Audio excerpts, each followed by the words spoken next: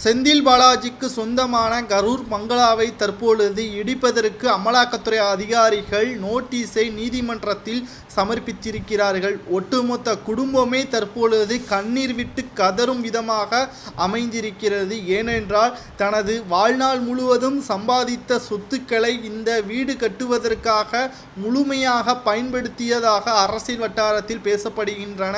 செந்தில் பாலாஜி அவர்கள் அதிமுகவின் போக்குவரத்து துறை அமைச்சராக இருந்த பொழுது வேலை வாங்கி தருவதாக 100க்கும் மேற்பட்டவர்களிடம் பண மோசடி செய்து அந்த பணத்தை சட்டத்திற்கு புறம்பாக பண பரிவர்த்தனை செய்ததன் காரணமாக அமலாக்கத்துறை அதிகாரிகளால் கடந்த ஆண்டு ஜூன் 14ஆம் தேதி கைது செய்யப்பட்டார். ஒன்றல்ல இரண்டல்ல 17வது முறையாக நீதிமன்ற காவல் நீட்டிக்கப்பட்டு 370 நாட்களுக்கு மேலாக புழல் சிறையில் இருப்பதும் குறிப்பிடத்தக்கது.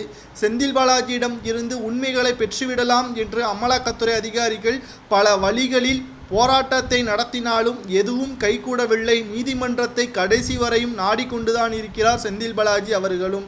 ஆனால் திடீர் திருப்பமாக அமலாக்கத்துறை அதிகாரிகள் சட்டத்திற்கு புறம்பாக பண பரிவர்த்தனை செய்ததன் காரணமாகவும் பட்டா இல்லாத நிலத்தில் வீடு கட்டியதன் காரணமாகவும் கரூர் பங்களாவை தற்பொழுது இடிப்பதற்கான உத்தரவை நீதிமன்றம் தர வேண்டும் என்ற நோட்டீஸை தற்பொழுது மனு மூலமாக நீதிமன்றத்தில் தாக்கல் செய்திருக்கிறார் அமலாக்கத்துறை அதிகாரிகள்.